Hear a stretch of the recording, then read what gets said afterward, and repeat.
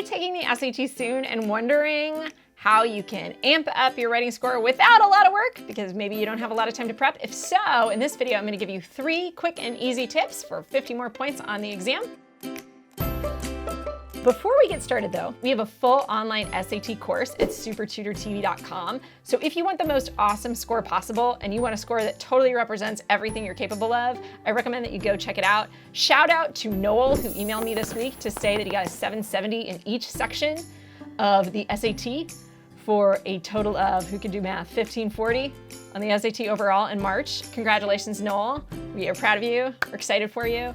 If you want to know how Noel did it, head to SupertutorTV.com and check it out. We also have a full-scale course for the ACT. We've also got a couple of books for the math section of the ACT. This is my draft, not for resale copy, but you can get a for resale copy at Amazon.com right now. Just look up SupertutorTV, one word, and you will find us.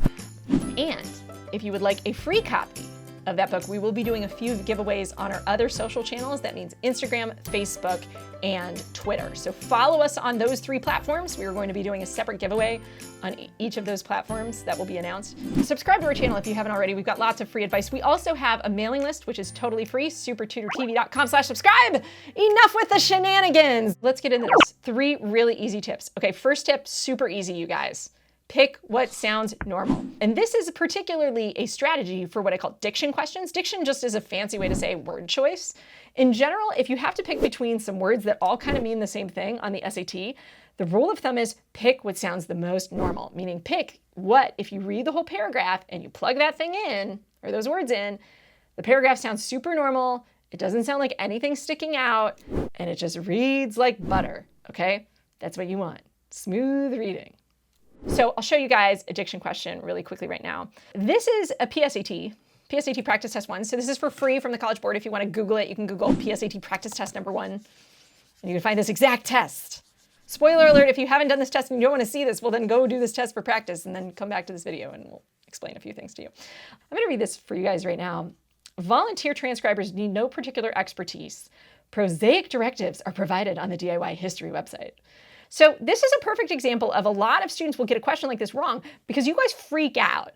Some of you, not all of you, because you assume that the SAT is like really hard, which it is hard. It is a hard test. I admit that. That is true.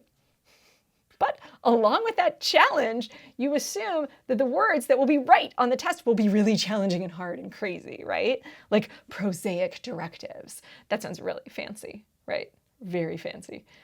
But here's the joke, is that on the SAT, fancy words are totally passé. They're totally like, I don't know, 2004, because the SAT has gone the wayside and booted all of the fancy sounding words from the test, and now prefers just straightforward, regular, old, normal sounding language. So if you have stuff that's too fancy, it's probably wrong. Here, prosaic is also weirdly negative. Prosaic means like plain or commonplace.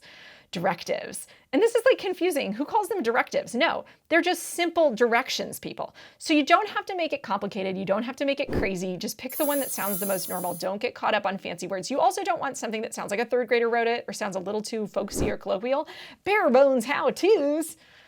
I don't know, that sounds a little weird and folksy. Weird and folksy? We're not really into that.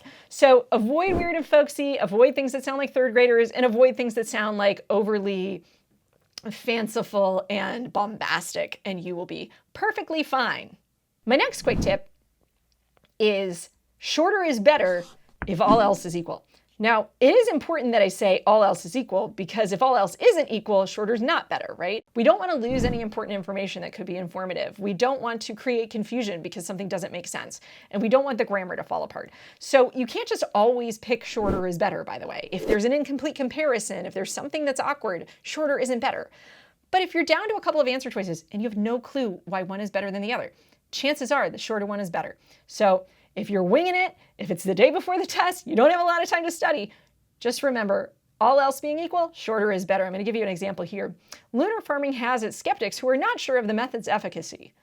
Lunar farming has its skeptics who have yet to be convinced. Doesn't that sound kind of like the same thing? Lunar farming has its skeptics, those who doubt the method.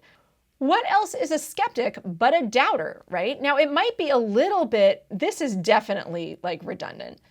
who doubt the method. Maybe this is slightly more specific because it tells us specifically what they're skeptical of, but then this is just as specific. The method's efficacy may be slightly more specific. But at the end of the day, if I don't have this, I lose nothing.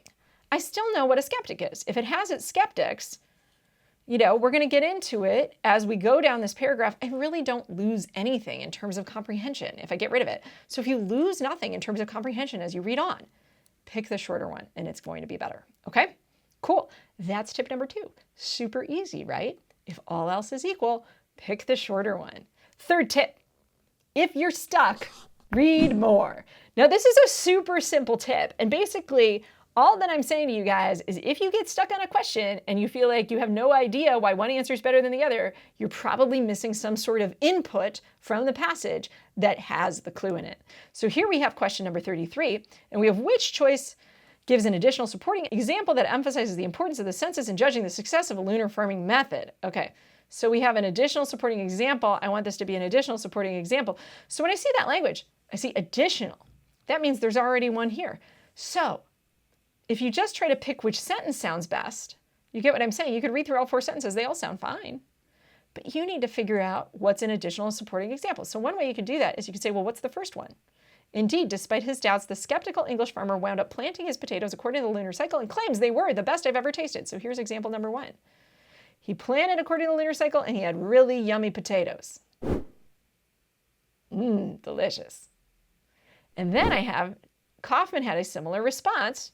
Smell this rosemary, she says. Smell how amazingly fragrant it is. Okay, the best ever, right? Amazingly fragrant. These sound kind of similar. They sound kind of like, wow, right? So that's kind of similar. She had taken photographs. Well, that's not exactly the same, and it's not necessarily the same senses. I know photographs relate to the senses, but it's not like, wow. And then if I look up here, oh, look, I see the word success. So you see how if I look for more detail, both here and over here, I can find more corroboration or support for my answer choice. So if you get stuck, look back in the passage, look for structure, try to read a little bit more, gather some more data, and that might help you out. Cool? Cool.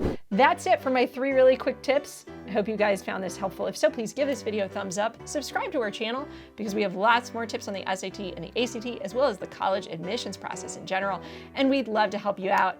And if you have a long way to go, well, I'll probably see you in another video soon. Thanks for joining us.